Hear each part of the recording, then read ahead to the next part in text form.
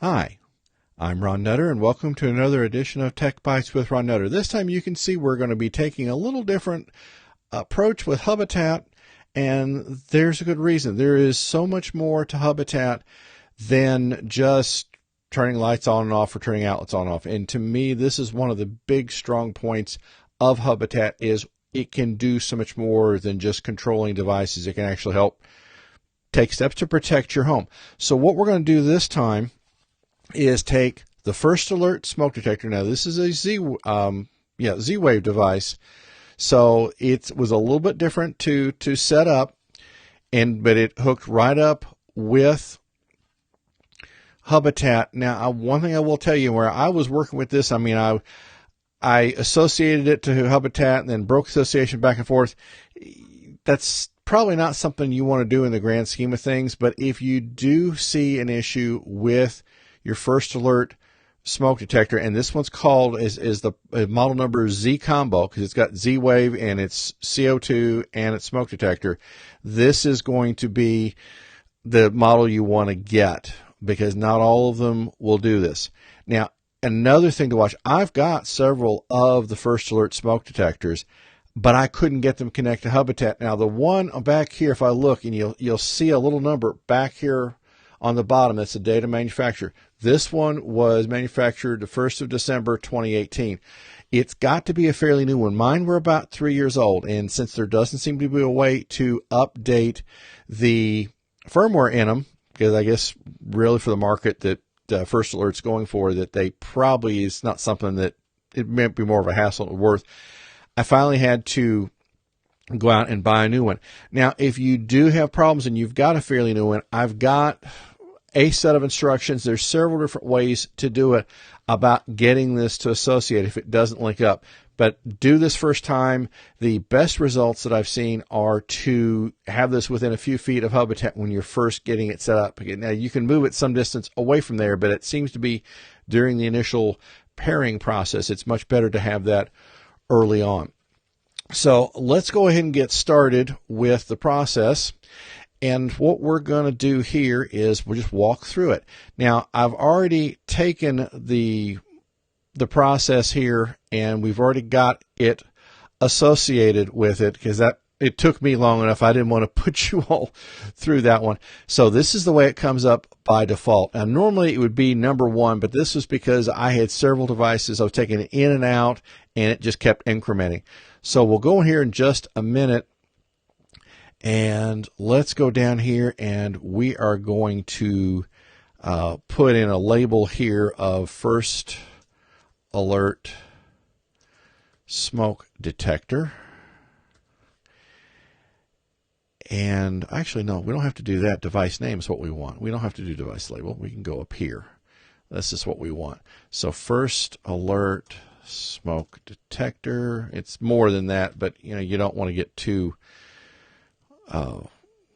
verbose with it. And then we'll go back up here to devices. So see now, smoke alert, first alert smoke detector. Now, the next part of the process is going to go into apps, and I've got all step-by-step in this in the description or show notes, whatever term you want to call it. So we'll go to, next we go to add a built-in app, and what we've got to do is scroll down here and go to Safety Monitor. And it's just, once you select that, click done, and that's it. Now, there is not a console or dashboard for this like there is with the other one we worked up here. But for the most part, it's probably not something you'd want to do. Now, you see there's another device sitting out there, and that's another video I've got planned. But what you'll do is when you first go in to the Safety Monitor is you'll go down here, and we'll go to smoke and carbon monoxide. Now, there's 2 ways you can do this. You can either say, I want to use all, which simplifies the process, or if you want to use one as a smoke detector but use a different one as a carbon dioxide detector, there's all sorts of flexibility. But just to simplify things a little bit, and my instructions show you how to do it another way, but we'll just say use everything. Now, text alerts. This is handy because you can get this to, assuming you have your Hubitat on an internet connection, you can get an alert when it's triggered. And what is called smoke detector triggered. And you will have, okay, come on here, plus,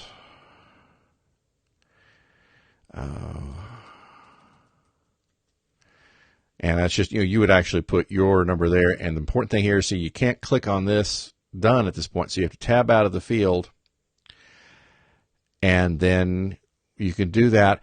Now, the other thing to do, especially if you are at home, is you can have it trigger a light. So you can say flash, turn it on. To me, flash would get your attention. In whatever room that you're in the most in is probably the ideal one to set. So at this point, we would say single it, and it would start flashing that one. We'll click update. Now, if you have some of the LifeX bulbs that allow you to set a color, you can actually go set a color. So you can have it fire, you can have it flash red or yellow or whatever works best for you.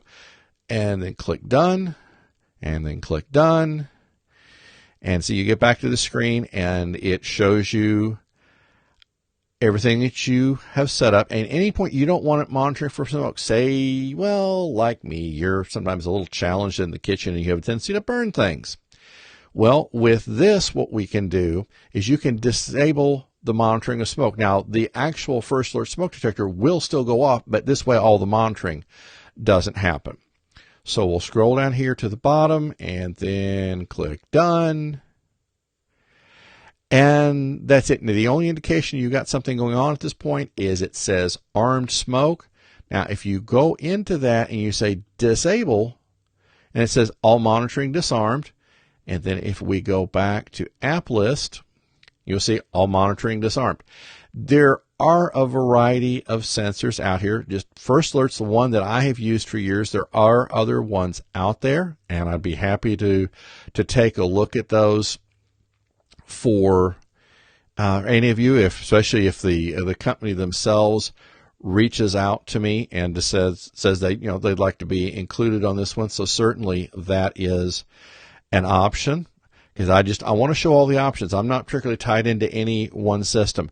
I'm going to be showing you a couple of different door sensors, although I do have one company that once they get they're doing an update to the product line, I will be showing you an extensive set of videos for those, because I like going to one company if at all possible. Now, something else we're going to be showing here in the next coming videos is motion detectors. That can help you with sounding an alarm. If you have a door that is your entrance to your business, your house, and you leave it unlocked, but people are coming in and out, you can have it chime when the door opens. So if you're not near the door, you know somebody has opened the door.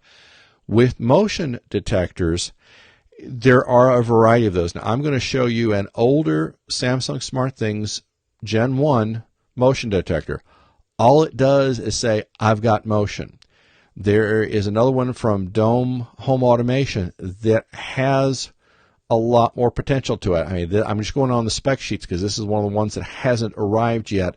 So that will be one that you could have it turn on, say, if the light level gets to a certain point. Trying to adjust something here while we're talking. Okay, I can't adjust that anymore.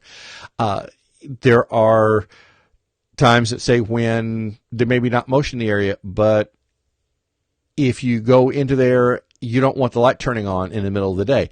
But if the light level's below, say, 50%, pick a number, or if it's in the evening when there's no light, okay, that's when you'd like to have some flexibility. And that's where some of the other motion sensors, especially this one from Dome that I'm anxious to get my hands on, has that potential.